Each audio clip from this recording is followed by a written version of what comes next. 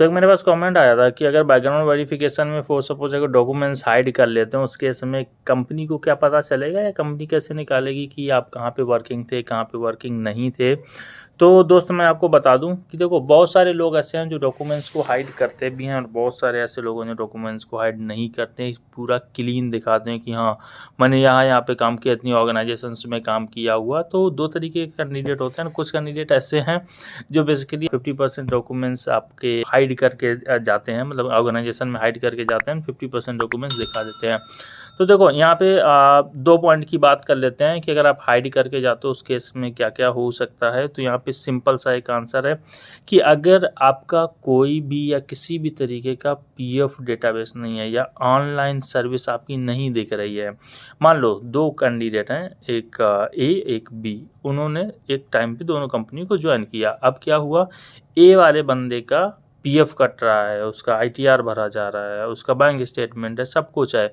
And B वाले candidate का क्या कि वो गया, एक कंपनी ज्वाइन करी और उसको पेपर पकड़ा दिए कि भाई ये लो पेपर आपका, ये आपका रहा ऑफर लेटर, ये रहा आपका ज्वाइनिंग लेटर, और उसका पीएफ वगैरह बैंक स्टेटमेंट आईटीआर वगैरह कुछ भी नहीं है।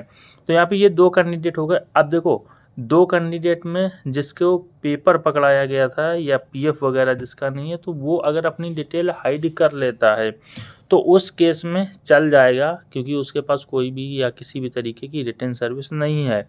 लेकिन अपार्ट फ्रॉम दैट अगर जो बंदा जिसके पास पीएफ वगैरह कटा है, बैंक स्टेटमेंट, आईटीआर, अगर वो हाइड करता है उस केस में वो पकड़ा जाएगा। अगर उसका यूएन कटा हुआ है, पीएफ डेटाबेस में उसकी एंट्री है, तो कंपनीज यूएन के थ्रू आपका डेटाबेस निकाल सकती हैं, आपका एक्सपीरियंस वहाँ से निकाल सकती हैं। मोर ओवर इन हैंड वाले केस में क्या होगा, ये देखो 1-2% के केस की जो बात है वो मैं बता रहा हूँ कि अगर इन हैंड सारे डॉक्यूमेंट्स हैं, आपका पीएफ वगैरह नहीं है, बैंक स्टेटमेंट नहीं है, तो उस केस में क्या होता है कि कई बार देखो आपका जो फॉर्म 26A होता है उसमें आपकी कंप्लीट फाइनेंशियल डिटेल होती है। तो कंपनी कई बार वो डॉक्यूमेंट्स आपसे मांग लेती हैं कि फॉर्म 26A दो मुझे शेयर करो, एंड वहाँ पे आपकी अगर सैलरी आई हुई होती है तो वहाँ पे भी वो दिख रही होती है सैलरी, नहीं कंप्लीट फाइनेंशियल, मतलब अगर सिंगल रुपए का भी 1 रुपए का भी ट्रांजैक्शन है तो आप वो 26A में देख सकते हो। इस वजह से कई बार कंपनीज वो मांग लेती हैं। तो इन हैंड के केस में क्या है कि ये 1-2% के केस में चेक किया जाता है। एंड जो अगर आपने कहीं काम भी किया है इन हैंड के केस में तो आप बता सकते हो कि नहीं वहाँ पे मैंने पार्ट टाइम किया था एंड मेरे पास कुछ भी ऐसा रिटन इन्फॉर्मेशन नहीं है। तो इन हैंड के केस में आप अपना जो डॉक्यूमेंट्स हैं वो हाइड कर सकते हो।